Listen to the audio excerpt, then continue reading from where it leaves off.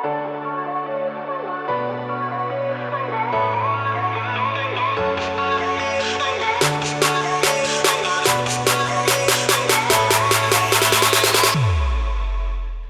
Stories is a conference started in 2019 by Startup Europe Networks and Startup Hungary. We believe founder stories are powerful, and we pride ourselves on having real, no BS conversations to inspire and educate our community. Building off of our offline events, we developed this podcast with TechCamp Global to bring you untold stories from the region's best founders year-round. In each episode, we try to uncover the details and hands-on tactics behind the founders' successes so you can skip their mistakes and benefit from their years of experience and lessons learned. Our hope is that you will be able to find new ways to accelerate your growth. Let's dive in. My name is Mary Alcantara, and this is the Untold Stories podcast.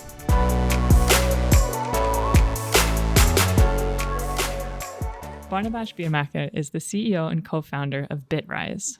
Bitrise is a mobile DevOps platform that empowers app developers to automate processes and get rid of obstacles so that they can focus on creating something extraordinary and not get bogged down in the mundane details. We got the chance to sit down with Barnabás. In this episode, we're going to dive deep into Bitrise's untold stories, their feedback-first company culture, experiences from participating in 2 different Y Combinator programs, and how they transitioned to a remote-first company and continue to attract top talent from around the world. Barnabás, thanks so much for being here. Thanks for having me. So in this series, we like to explore kind of the human side of entrepreneurship. What made you want to become an entrepreneur in the first place? What can you tell us about your journey? So that's actually interesting because when I was a kid, I knew from the start that I want to have my own company. I want to do my own stuff. At that time, that was actually a game company. I really wanted to do games. I read the Doom book. I know what type of company I really would like to build. And after that, I met my CTO during high school, and we started working together. We built out 3D game engines. We created our own Wolfenstein 3D clone. And after that, during university, we went into mobile development. And there, I started working at a company. I learned how to really code professionally, how to work with companies, how to do project management. And after that, it simply just started building up. So you have a long history of starting your own businesses and building things based on ideas that you've had. So in programming, I believe the best thing about this is you can imagine anything, and after that, you can build it for yourself. And that's kind of the thing that I fall in love with. And after that, all the other stuff just started coming out of it. So when we started working together and we created our own company, it was obvious that Victor is actually doing better coding than me, but he didn't really wanted to do any business side of the story. So I became the CEO. And the same thing happened at Bitrise as well. So it's kind of just evolved that way. So let's talk about Bitrise. So Bitrise was developed to solve problems that you had experienced yourself while running your agency, which was called Bitfall. Exactly. Right? So what's the origin story? So for the agency, we just wanted to actually start earning money. Mm-hmm. We knew that we can create good iOS apps, and we started creating our own agency. We started working on the US side. Mostly iPad apps, 3D stuff. And basically, we had a time when one of the clients wanted to have 7 build flavors from the same application, which basically means that you have a white label app and you have to rebuild the same thing with different colors, pictures, so different assets. So it happened in a way that I sat down, I started the build, waited 30 minutes, went out, grabbed a bunch of coffees, came back after 30 minutes, get the IPA, zipped it together and sent it out to the client, while I restarted the whole process. Now, the whole thing actually screwed up my whole day. So what we did in the next day, I sat down, I created an automatic script that basically automated the whole process. And from there, everybody who was working for us started basically adding more and more interesting thing into the whole thing. It is actually more interesting to work on something that's our own instead of something that's somebody else's idea. We showed it to a bunch of customers that they loved it, and one of them put us up to Product Hunt, and from there the user started rolling in, and that was the time when we created the new company. We realized that, okay, this is something big, something cool, we really have to start working on it. How was it to transition from running the agency to working on Bitrise full time? How fast did that whole thing happen? So I was kind of running the two things at the same time. The reason was that we had to fund the first couple of months just to make sure that we have enough revenue for the salaries. So you had to make sure that you're rolling out all the projects, while on the other hand you had to close a round to make sure you have enough money, and you have to start building the whole thing. So it was actually interesting, but that's kind of what I love about the whole thing. You can do whatever you really want. You really have your own time, and you're actually working on the things that interest you. And in this case, so I had this question a couple of months ago in the company, like what I'm doing in my free time. And in my free time, I'm kind of working. But the reason for this is kind of my hobby as well. Therefore, of course, you're doing 8 hours of work, but after that, you start spending time on your hobbies, which for me is exactly the same thing. And what are you spending your hobby time on with Bitrise? Are you still tinkering and coming up with features and playing with the... We have a lot of amazing people, so they come up with all the ideas. Now my job is more like to help them with the vision, with the strategy, what is the direction we're going forward, hiring all of this. I still have, sadly, a bunch of operational stuff, but currently the hobby time is mostly just to catch up with everything, and if I have time to actually think about the strategy. So Bitrise is for mobile app developers. Yes. Who's your ideal customer? Ideal customer-wise, basically anybody who has a mobile application. So the customers that we really can help is mobile-first customers. Mm-hmm. Basically, this means that they have a mobile application, they get the revenue or something coming in from that mobile app, and they're heavily investing into this. So Bitrise is a CI/CD service. We are mobile first for mobile developers. But this also means that as we started evolving and moving into new places, we actually switched from mobile to application development. The only reason is now mobile applications are basically the first place where companies are targeting customers. But now this mobile app is actually arriving to desktops and the website as well. So we want to help everybody in this space. And the other side is we're not just helping now the mobile developers. We would like to make sure that we're supporting everybody working on the mobile apps. So it can be the engineering managers, product managers, VPs, C-levels, anybody who basically their job is to make sure that the teams are high performant, they're working on the right stuff with the right speed, and Bitrise is basically the place to help them to figure this out. Whatever they need. So exactly. Yeah, okay. And what's the geographic distribution of your customer base? So we started with US first. Now we have US, Europe, and interestingly, Japan was our second or third biggest market, till 1 year ago. After that, we started actually direct sales. Alex, VP sales, joined one year ago, and Europe and US started scaling up. But till this point, Japan is fully organic. So we're not doing any sales or whatsoever on that side. So the goal now is actually to move there as well. Open up an office in Japan, make sure that we're hiring AEs, SEs, so account executives, sales engineers, and after that start supporting it with support, and start giving the best mobile or application solution for companies there as well, for enterprise companies there as well. Why do you think you got such pickup in Japan? That's a really great question. We don't really know. I don't really know, to be honest. But it seems that the product, how it's working, how it's looking, the UX, the feeling is actually really going well with them, and they're extremely loving it. One interesting side is we can actually create a map, like how we went from building to building in Tokyo. And the reason is when one engineer moved from one job to the other, they actually moved Bitrise with themselves. They brought you with them. Yeah. Exactly. So we can simply just map out this nice green map and see how the whole thing actually scaled. So maybe it was a handful of people that just happened to spread to a bunch of different companies. Exactly. So this is how we scaled from the beginning as well.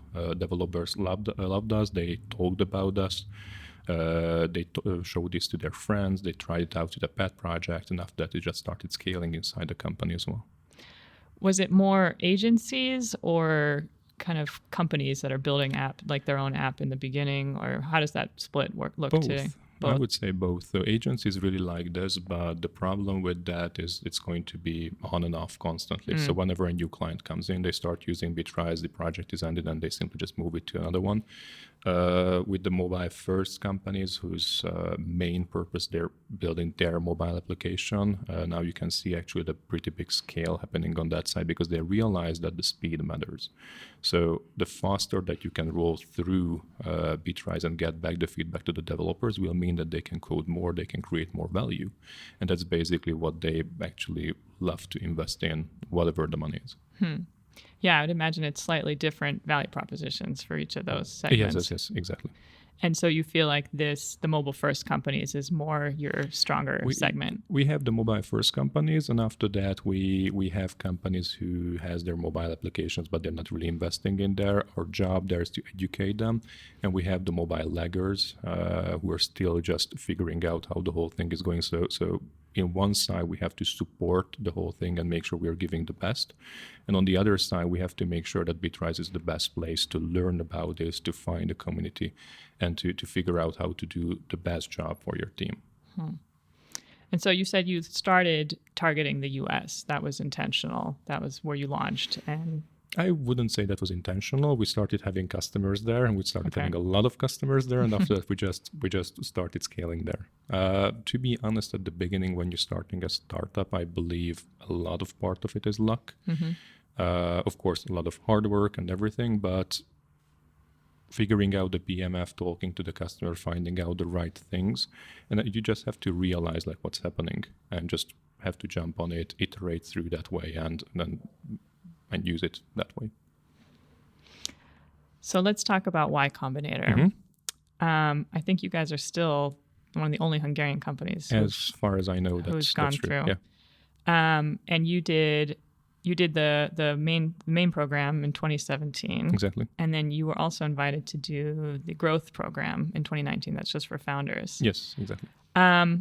Obviously, the impact of Y Combinator is huge. But yeah, what can you tell us about how it was to participate in those programs, and what's the impact that you're still feeling today? So YC was great because on one side, getting into Y Combinator and working next to amazingly talented people is just extremely helps you move forward. You have the people with the same thinking, with the same mind. And additionally, not just that, but you get all the experience from the YC partners. So when we got into the whole thing, we had a pretty good idea about what we really want to build out. This is the CI/CD service. This is how we're going to scale the whole stuff. We told the whole story like, okay, we know that this is the best thing that we can build, and we got in. So we were pretty... it was pretty obvious that we did a pretty nice pitch there. Now at the end, first try? No, third try. And now at the end, it turned out that they did not get us into because of that pitch. They just really liked the team, how we're doing, and they see the product, how it's scaling, and they simply just bet it on us. Now the first event that we went in, we pitched the whole idea again. They told us that this is an extremely shitty idea, so thanks for that. But we talked about something else. So let's just go back there and think about that. So we went back with Daniel. We grabbed a bunch of beers. We thought through the whole weekend and came back with at that time the marketplace idea. And they really liked it, and we started executing toward this. But now this went into the end-to-end platform play, which basically means that we are moving away from just being a CI/CD service. That's a point solution, helping developers to build faster with better quality and deploy to the App Store. But what we really would like to build out, and that's what Y Combinator was extremely helpful with to understand this vision, is to support the full DevOps lifecycle.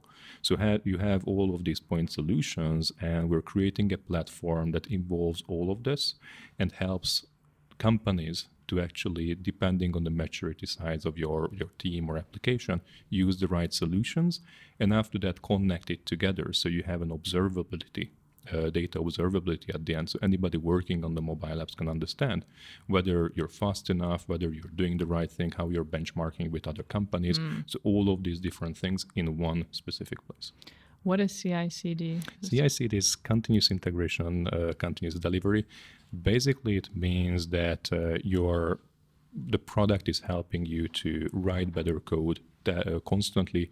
Whatever you're adding in, test the code, whether you did anything wrong, and after that automatically deploy to the testers, to the app store. So automate this whole process, and developers can get back the feedback as fast as possible so they can go back coding and making sure the quality is there.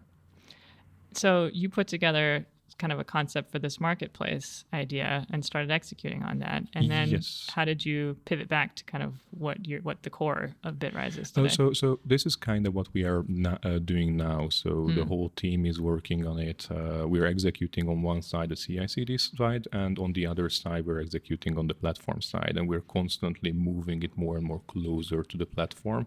But to give one example, we actually acquired a company back at 2019 called Outlier. They were doing infrastructure monitoring, and now this team is actually working on application monitoring, crash analytics. So, after you deploy to the App Store, customers can download the code.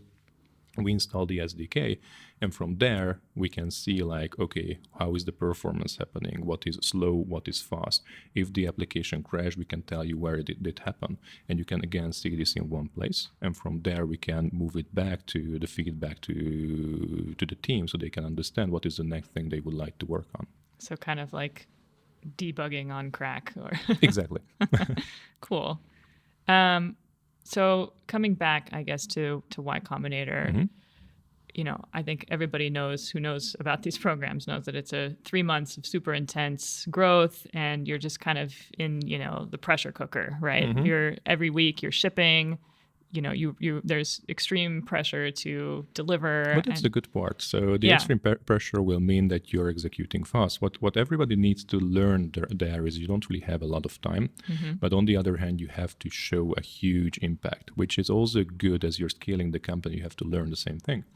Now, you have the idea, but when they're investing most of the time, that idea won't stick. You're going to pivot for something else. Right. And the reason is, as you're talking to your customers, and you have to learn to talk to your customers, you're going to get back the feedback. And your first idea most of the time is just shit. It's just not working. So as you start talking with the customers, you learn about what they really need. Okay, I like this part, I don't like those, but if you do more of this, I'm going to start paying. So you start pivoting, you start iterating, you start adding more and more of this. You constantly go back to the customer. So you do this for the first couple of months. And after that, you start jumping into, okay, who is going to buy this? Who is going to pay for this? And as soon as you validated this, I do believe that anybody who wants to go through anything like this, the first thing is find customers who love the product and start paying for you, because that's the best validation. Nobody really cares what is the amount of money. The only question is whether they send you some, because this means that, okay, you're on the right track. And after that, you have the demo day, you show all the impact, and you try to actually land an investment to make sure that you can keep on pushing forward.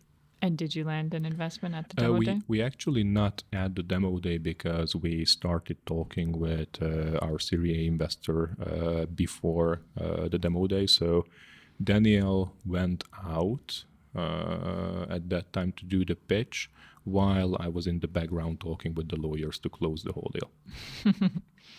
I want to come back to your fundraising path in a little bit, but how would you compare, I guess, the two programs? Because I don't know as much about the growth program from Y Combinator, but is it similar in structure, or it's more totally different? So the growth program is only for the CEOs, and it kind of helps us to learn how to scale your company to the hundreds or thousands.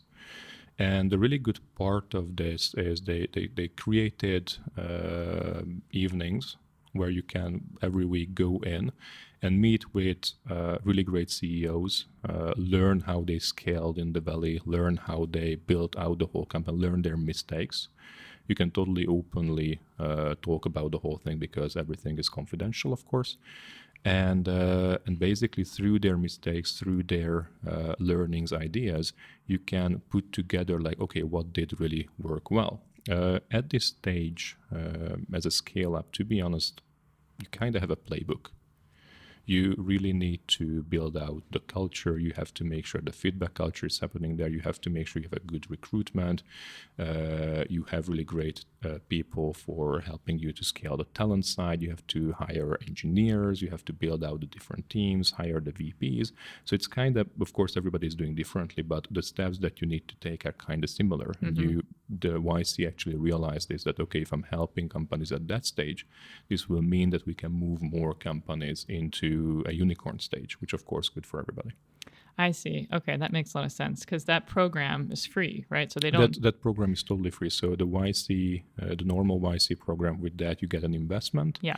And with that they're receiving a small part of your company.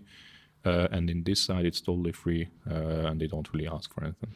Because it's mostly for previous YC founders, right? So you can get in as a non-YC company, but I would say it's mostly just YC companies there. Yeah, so that makes sense. So that's kind of their way of helping Scaling. Their companies get to the next level. Yeah, cool.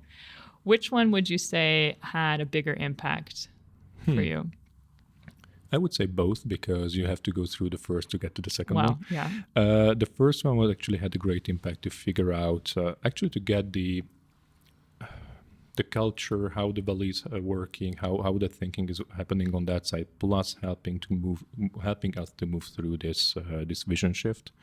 And the second one was actually crucial to actually move into the scale-up mode.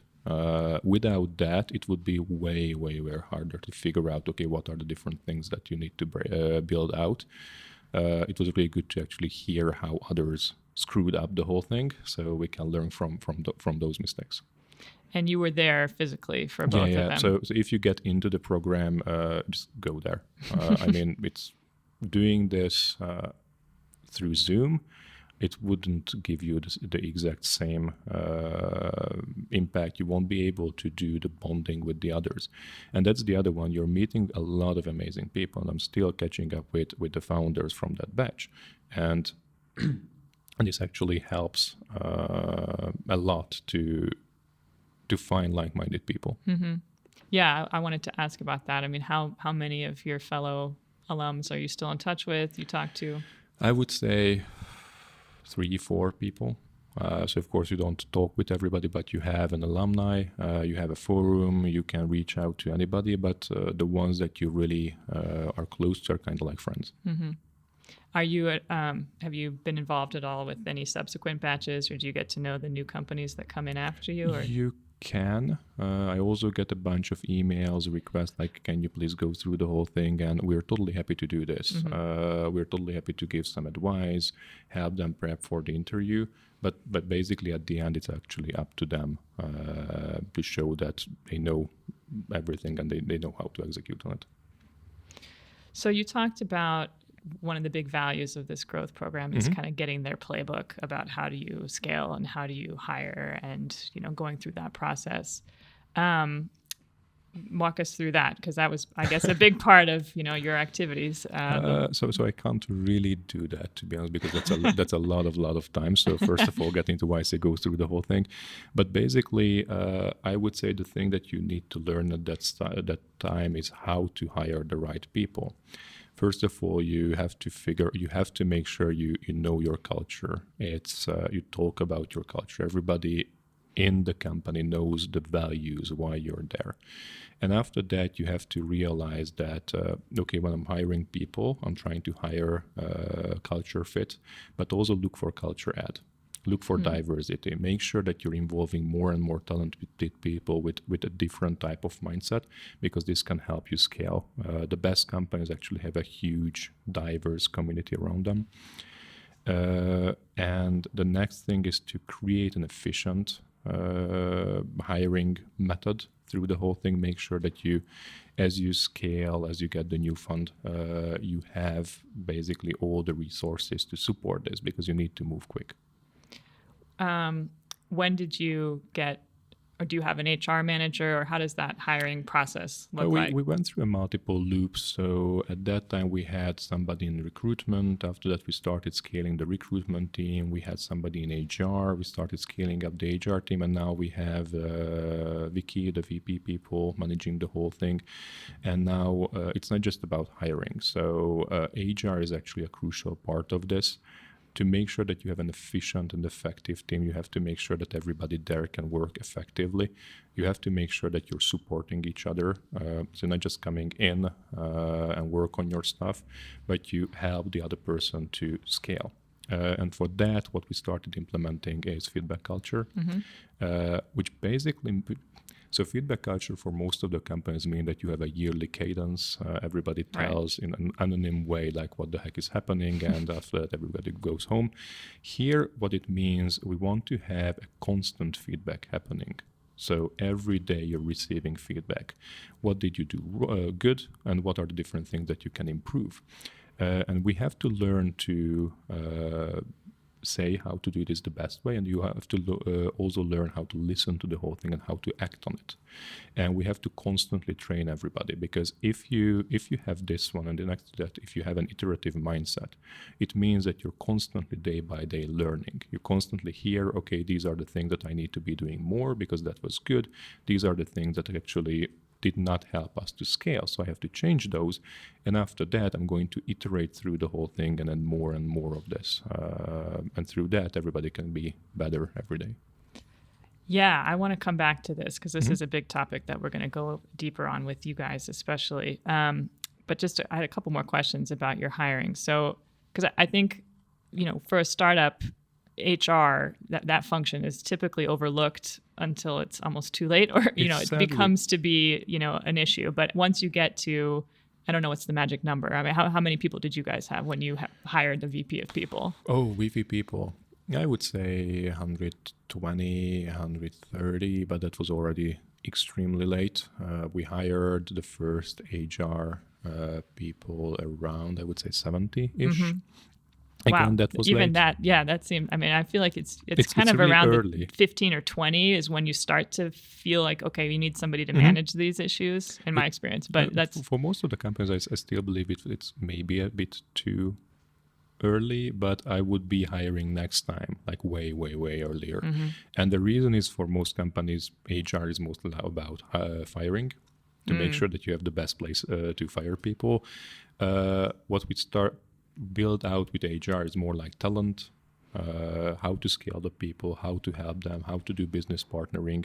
So HR is basically the best place to scale your culture, scale your people, help them to figure out what is the best way moving forward. Because as you're scaling, as you're adding more and more people, more and more managers, you have to make sure the culture is right. You have to make sure everybody understands the strategy, everybody knows about the goals, how to scale it forward. If they have any issues, identify similar ones, figure out the programs for that. So it is a lot of work. Yeah. Hire slow, fire fast. Do you subscribe to this? Hire the right one and try not to fire the person, but if you can, if you need to, you have to fire fast. So this is why you need to have a good or great recruitment process, and it's not just finding the people and hiring it as soon as possible. You have to have great hiring managers. You have to know what are the weaknesses of your team, what are the strengths, what you actually really would like to hire to. And defining what you're looking for very well. And after that, go through the process, but make sure the process is not too long, so you just involve the right amount of people. And do a great onboarding. So you just spend a huge amount of time and money on finding the person. So after that, when they arrive and you don't give a good onboarding, you're going to just lose them.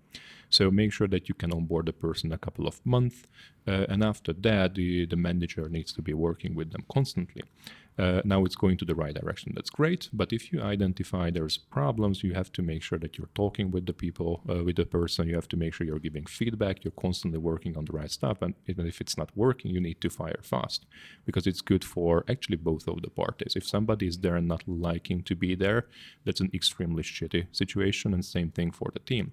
So to support this, what we really want to build out is ownership We want to build out for the teams that they understand what is the vision and they're goal oriented. They have to get there as soon as possible. So if somebody is in the team is not supporting it, the team has to be actually, or have to speak up and help us to figure out these issues. I have one more question about the hiring, and then let's dive into the feedback first culture, because I think that's super interesting. So, okay, so when you did YC growth, how many people did you have at that time? I would say 40. Okay. North of 40. And is after that is when you started making some of these first big hires. Yes. Who was the first person that you brought in? The first person was the CFO. That was actually prior to the Series B round or prior to YC growth. And after that, the next person, we had the VP engineering there. And the next person, I have zero clue.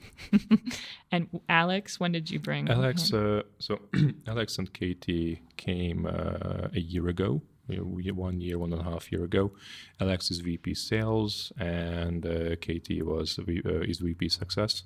And the third person that we hired is actually Rick, VP Marketing back around the growth program.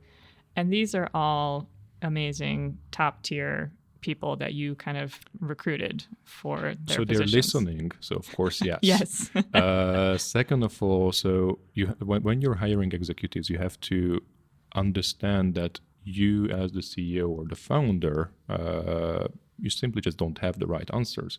You have way better, way more talented people in the outside, so you have to find them and move them in. Same thing with when you're recruiting somebody else. And what you're looking for here is to make sure that you find the right talent with the right experience that can help you to scale to the next level where you actually don't have the expertise for that. Now, as you're moving forward, you have to make sure that these people are also scaling, because every year, actually in a startup, every month or every quarter, the whole thing is changing. You need to have different, you will have different issues. You need to have different solutions for that. You have to make sure that you have the right answers. And with that, you have to make sure the executives, the team, and everybody is scaling that way. So to answer kind of the question, like, yes, everybody is great, but as we're moving forward, we have to make sure that all of these people are scaling to the next side. And continuing to develop. And continuing to develop and continuing to be their best. And how about for you as a CEO? Same thing here. So if I screw up, I'm going to be fired pretty soon. How has it been for you, though? I mean, you started off being very hands-on building the product. Now, I imagine you don't spend a lot of time Currently, I'm not programming. spending a lot of time in programming or with the product. I spend a lot of time now on the GTM side, so go-to-market side, with sales, marketing, and other places. Our CFO is actually now starting in a couple of days. So till this point, I was running the finance team as well. And now I would like to go back to the product as well. I really would like to go back and start helping, or actually be involved in figuring out the platform play and how we're moving the whole thing forward. How big is your executive team now? 10 people altogether, including me. Okay. And how do you feel about, I think it's absolutely right. You want to find people who are smarter than you, who know how to do their jobs better than you actually, absolutely could. How do you feel is the interaction? Because your job as the CEO is to kind of lead the ship, right? You're setting the vision and making sure people are empowered and have the resources they need to get their jobs done. Do you ever find that, somebody senior obviously it comes down to the cultural fit or whatever, but I'm kind of trying to ask around, you're everybody's boss at the end of the day. And if they know something, do you ever get into disagreements, I guess, about? Of course. Okay. And how do you deal with these? So this is kind of how you can run effectively the meetings. We are still learning this, how to do this right. So when you have 3 people or 2 people, it's extremely easy. You get a beer, you just shout at each other, and at the end of the day, you're going to figure it out. Now, when you have 10 people, this is hard because you have 10 different ideas in the room. Right. So this is the time when you need to build out governance. You have to figure out who is responsible for what. Okay, this is the vision, this is what we're doing, but I'm not deep diving into how I'm going to solve this because I'm not the right person to do that. So these are the questions, and you give it to the next team, and that team is going to deep dive into this, figure out, and after that, everything goes down. With this, what you can build out is you again have the ownership in the teams. They know what they need to execute on, and they're responsible to make sure that they're hitting it on time. Plus, additionally, they're responsible to make sure that we're measuring back and checking back whether they're on the right track or not. Now, to support this, what you need is to have the iterative mindset. Mm-hmm. So this kind of works in a way that, okay, you have a problem. What is the thing that I can do to support that, to actually help to figure out that problem in a week or two? What is the biggest impact that I can work on? And you start executing on it. Now, after a week or two, you stop and you get back the feedback. You figure out, okay, am I on the right track or not? What are the issues? What are the right thing? And you keep on iterating, you keep on getting the feedback, and you keep on changing the whole thing. This will mean that you, every week, get into a new track, but at the end you get to the right solution, which most probably at the beginning was not even known. And after that, you get there in the least amount of time as well. Because if you build out the first thing and you realize it at the end, and you have to rebuild and rebuild and rebuild, this will take you years. Now, if you do this in an iterative way and you're constantly changing and improving and moving it to the right direction, you can get there in a couple of weeks. So basically, you trust your executives to kind of run. Yeah. First of all, they're everybody's more cleverer. Yeah.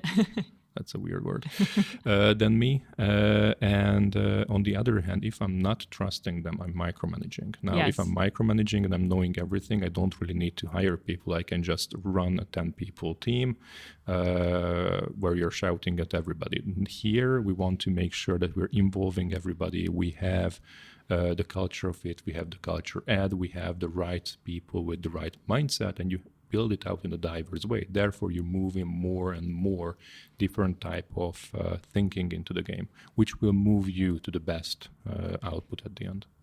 Was it hard for you to make that transition? I mean, I guess it's over time, but, I wouldn't say so. And the reason is I always was a person who wanted to work with great, talented people. So it came, I would say, naturally to do this. So no, not really.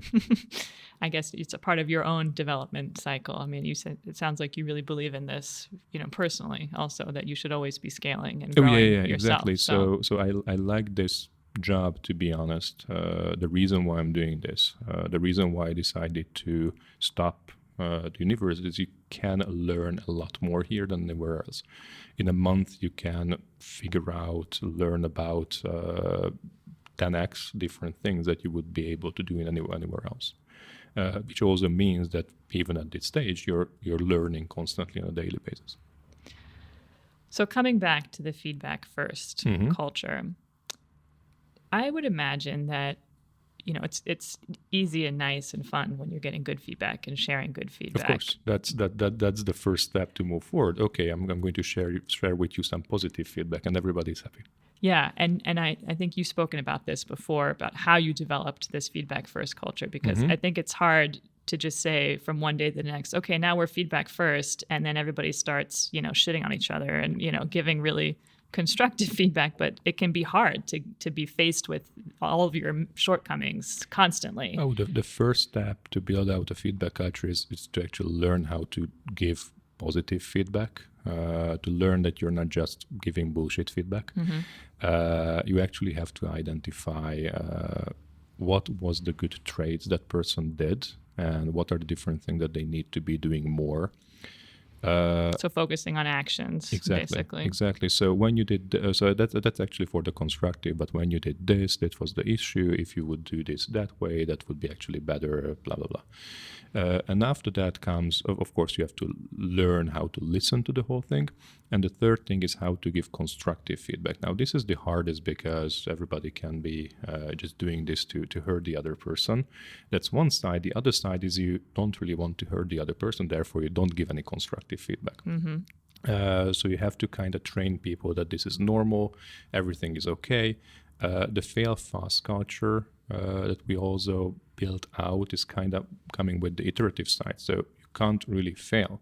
You need to iterate, you need to learn, you need to test out, you need to try out. And by iterating, you're going to be constantly failing, which is good.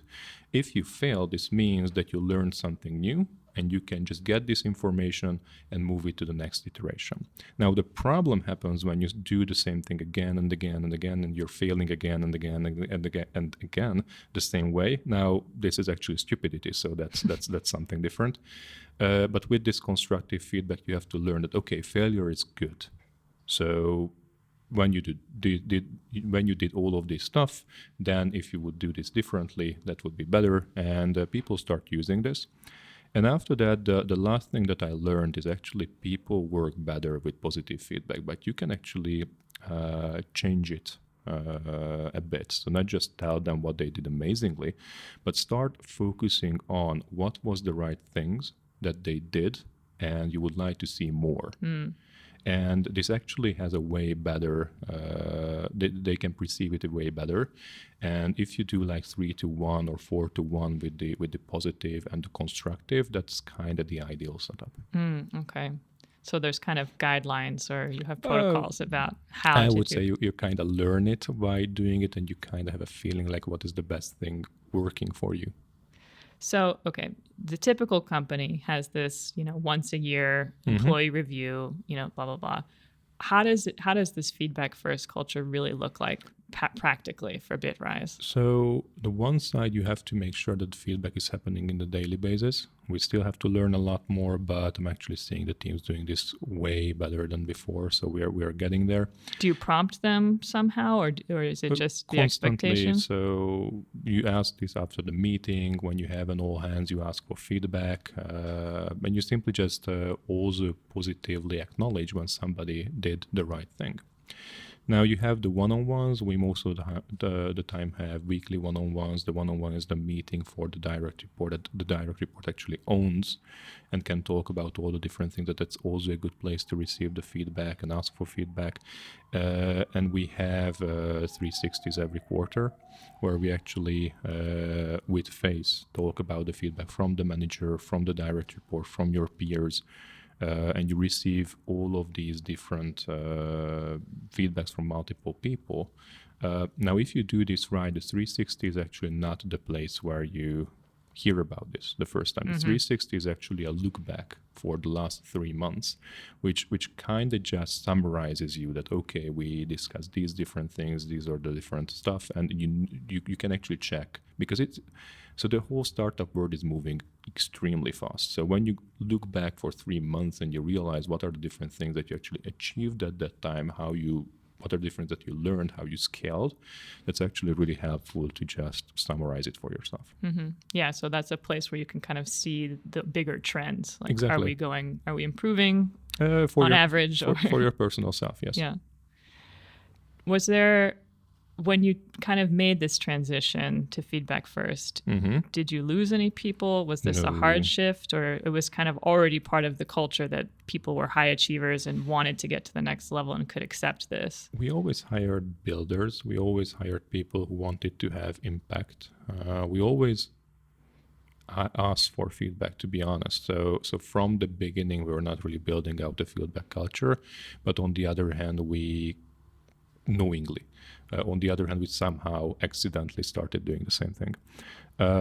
So it was not a problem. The problem was more like when we started creating the formal processes around it, and to make sure everybody kind of understands why it's needed, how we are doing this the best way, what is actually working for Bitrise and for the people at Bitrise. So that was more like the harder part. And are there any other kind of formal processes? You talked about the 360s every quarter and the weekly one-on-ones, but do you do like surveys or? Oh, yeah. So okay, we have built in. Engagement surveys. We have pool surveys. We are trying to do this to make sure that we are getting a lot of feedback from the people. I'm doing a monthly CEO one-on-one, which is for onboarding everybody. That's where they connect. That's where they introduce themselves to each other. We actually record the whole thing, and they can ask anything about me, the company, or whatever they have in their mind. And that's for everybody who was hired that month? Exactly. Okay, so you do a once a month kind of onboarding. Yeah, exactly. Okay. Plus, of course, the team is doing the whole onboarding process and all of this stuff. Plus, we have a listening forum. Now, the listening forum is really interesting with this size. So at this size, I kind of know about all the issues coming from the managers or at max from the middle management. But I have zero idea what's really happening at the IC level. So what we are doing there, that's actually coming from the YC Growth program, what we are doing there is we are creating bi-weekly events where we are inviting 6-7 people from different groups, and we ask them, okay, what is the best thing that's happening at Bitrise and what is the worst thing that's happening and we need to improve on. And you listen to basically the patterns, and you try to identify and figure out, okay, what is the real issue, and after that you go out and try to solve the whole thing. Cool.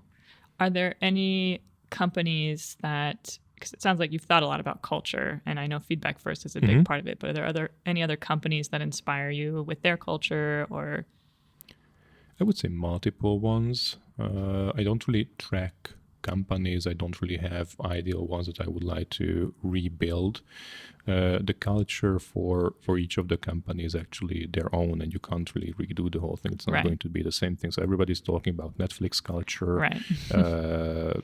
It has really great things, it has really bad things, but it's actually working for Netflix. You can't re-implement the whole thing and just expect that it's going to be happening the same way. So what you can do is actually just learn about this, do the networking, figure out who is doing what, and just get all of this together, like what you like, and start building it out. Culture in the beginning is actually how the founders are working, and that's going to be your company either way.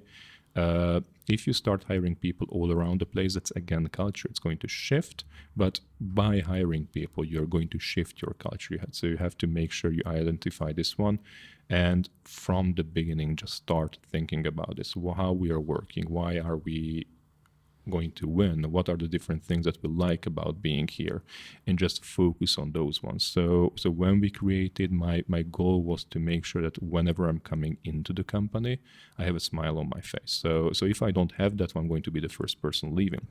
But this also meant that we are building out a family-like culture, and I do believe that everybody or most of us actually love being here, because it's not just transactional. We are here to do the best job. We are here to have the biggest impact, but also we are here to make sure that we're working at the best place together.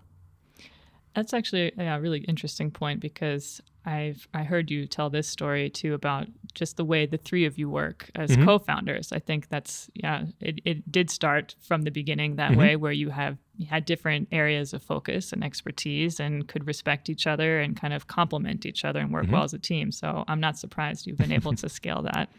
But yeah, maybe you can introduce your co-founders and kind of how you started out, what you handled, and kind of what you're doing today. Sure. So Victor, he was. We started working together back at high school. 3D game engines, coding. We having LAN parties and then trying to make your own games. A bit of a LAN parties, but mostly coding. So that again, weird kids.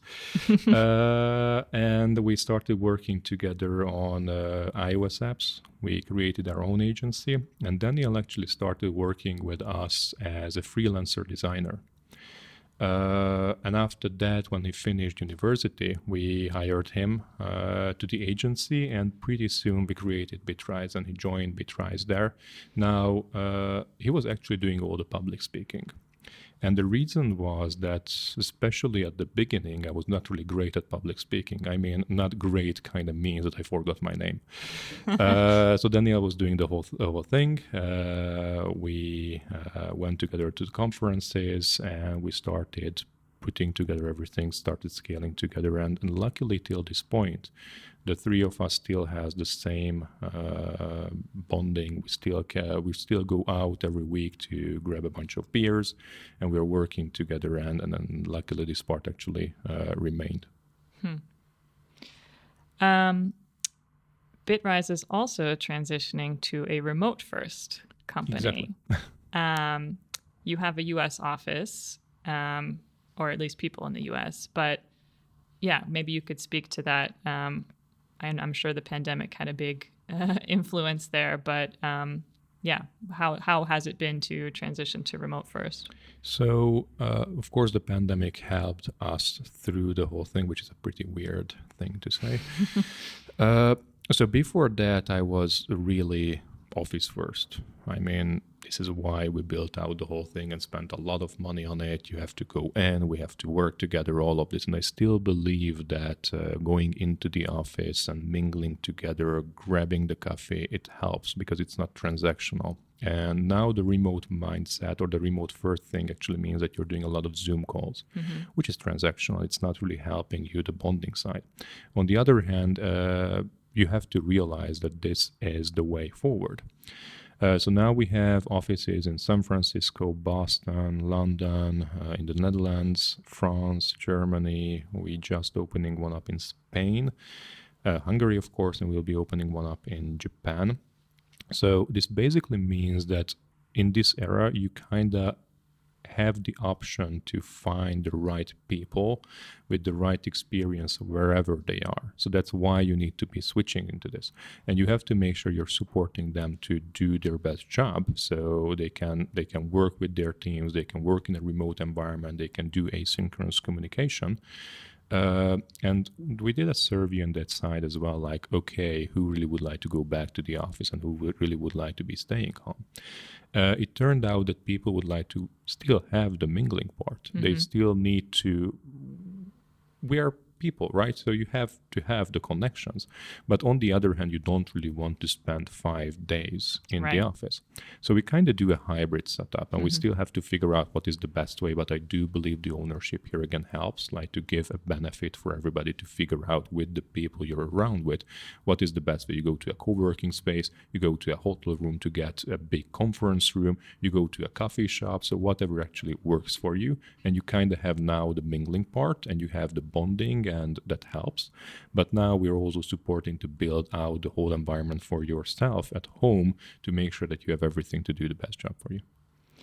And what about, how do you split your time between all these offices? I mean, do you feel like your presence is required physically? You know, I guess when you set up a new place, maybe, but I hate traveling for sure. I mean, I loved traveling, but when you're doing this every month, like 2-3 times, you start hating it. Which is again a weird say. I mean, yes, traveling is great and it's really good that you can do that. But so during the pandemic, of course, everything in Budapest and Hungary. Before the pandemic, I actually started quarterly trips. So I go to Boston, go to San Francisco, go to London, and go back to Budapest. I would like to keep doing this. First of all, kind of a circuit, one big trip every quarter. Okay. And it actually helps to connect the names to the faces. It helps to actually be there and feel the struggle if they have any. So when we start before the pandemic, most of the people is in Hungary in an office, and everybody else like London, San Francisco, or Boston. Now, when you talk about something, when you share something, everybody understands it's in Hungary, everything is good. And you don't really understand what's the problem with SF. Like, okay, what the heck is happening on that side? And once you go there, you start realizing, oh shit. So these are the different things why it's really hard for them because we did not tell it correctly. Because when you go to the kitchen in Budapest, you're talking about the whole thing, talking about impact, but you can't do the same thing in SF. So traveling around, I believe, helps a lot, and I kind of encourage all the managers to make sure that they're visiting their teams, they're talking with them, they're understanding the issues. So the managers aren't always in the same place as their teams. And they shouldn't. Yeah. So manager-wise, we started hiring more and more people from the US. We actually have 3 in US, 1 UK, 1 Netherlands, 1 Spain, and the rest is Hungary. And this is not your executive team. This is like the middle. Oh, that's the executive team. Okay, Yeah. but you have also a pretty strong middle management layer. Middle management layer, kind of the same thing. So now we're hiring from all of these places, and again the same thing here. Like, okay, where you have the best SaaS experience, where you can find the people with the right culture fit and culture add, and how can you make sure that that you have the best managers. So when you have a team. and you expect that they have this feedback culture, the impact-driven thinking, learn to fail, all of this, you have to make sure that you have a great manager that supports it. And the reason here, the manager, so if the team is doing a great job, that's the manager is doing a great job. Mm-hmm. Now, if the team is failing, actually the manager is failing. And the reason is the manager actually hired the people. Mm-hmm. The manager keeps the people there. The manager trains the people, gives the feedback, does all of the stuff, and kind of checks what the team is working on. If the team is failing, the manager have to realize it and start fixing. So that's why it's really necessary to find the right people for the right teams. Tell us the story of when Ashton Kutcher knocked on your office door. He did not. He did not. He did not knock. You know what I'm trying to get you to say. Yes. So it actually happened in a way that I received a tweet from Ashton, and I'm not really using Twitter. So what was he tweeting you about? Oh, he just wanted to meet up. That was kind of the tweet. And so I'm not really using Twitter. So I just received an email notification in Gmail, which basically said that his handler, and okay, would you like to meet up? And I'm like, okay, spam, like fuck it. After just reading back, like, Daniel, come in. Is it him? Yeah, it's him. Oh, okay. So I responded back, and it turned out that when his wife was actually doing here the movie, he was talking with a bunch of people, like, okay, who do you believe I need to meet up with, or who do you feel you wanted to invest but you couldn't? And we turned out as one of the answers. So he wanted to meet up. He came into the office. Actually, he's extremely technical. He got the whole thing from the get-go. It was really great to actually just go through what we're building, how we're building the whole thing, and at the end, he decided to invest. Getting him out of the office was problematic. Stop distracting all of our people. No, so that one was actually good. Our office was really great. The only thing I did, like, asked him at the end, like, okay, you kind of expect this question. Everybody would like to take a picture. Can we do this? Yes, sure. Okay. So that happened. But after that, when we walked out from our office, now everybody was at the reception. Because they'd heard about They it. heard about he's here, and they wanted to take picture, and also that was weird. I don't want to be in his place, to be honest. Because what's his interest in Hungary or connection to Hungary aside from doing movies here? But he was involved in... I'm not sure whether it's public or not, but there was one startup that's actually, I'm pretty sure, involved in... But for this one, I believe it was more like just the recording for the movie. So he happened to be in town. Yeah, exactly. He was just traveling with her. And has an interest in the startup space and does So investments. he is constantly investing and trying to find the best startups to invest into. And wherever he goes, he just tries to figure out, okay, or at least I do believe, what is the best thing to actually start investing, make sure that this is the right thing, and how can I support the whole stuff moving forward. Is there anything else you want to share with our audience? Any other advice for aspiring founders? Advice-wise, actually just one thing. So if you're starting, if you would like to start a startup, please, first of all, go ahead with the whole thing. We need more. The thing that you need to learn is how to gather the feedback. You have to make sure that you understand that your idea is great, but most probably you're not going to win with that one. You have to make sure that you're talking with target customers. You have to figure out who do you want to sell it to, get the feedback, iterate on the product, and constantly do this. Make sure that you get into a position where you can get some money out of it, just for validation. And after that, keep on doing the whole thing. I mean, it's... most of the people are failing because, first of all, they're not talking with the customer, they're not iterating, but additionally, they just get fed up with the failure. Oh, okay, I tried it once, I tried it twice, and that's it. You have to constantly fail. You have to fail 100 different times till you're able to figure out what is the right path moving forward. It's hard, but if you actually like this, I do believe it's a really good journey to go through. So you need a thick skin Yes. and don't give up. Yes, that actually helps a lot. Are you still talking to customers on a regular basis? Yes, I would like to do more, to be honest, but I'm still hopping into calls. Now, I'm not doing support tickets, but most probably I'll go back and do a couple. It's actually great because you can learn the exact pain points and you can figure out what is the best thing to build to support them. So you're still doing it, even when you have 200 people 160. now? 160. And how many customers? A couple of thousands, let's say this way. Okay. Yeah. I mean, Paul Graham famously said this: until you get your first 1,000 customers, the only things you should be doing are writing code and talking to customers. Exactly. Also depends on the customer size for sure, but yeah. That's true. Awesome. Well, this was super great. Thank you so much, Barnabás, for being here, and congratulations on everything you've done so far. And excited to keep watching your growth and progress. Thank you, and thank you for having me here. Thanks for listening. Be sure to subscribe so you'll be notified when we release new episodes. Tune in next time as we continue to deep dive and uncover more hidden gems in the Untold Stories podcast. Check out our show notes for more resources about the topics we discuss and anything we mentioned during the podcast. Let us know what was your key takeaway from today's episode. And if you found this content useful, please feel free to share it with anyone else you think would benefit from it.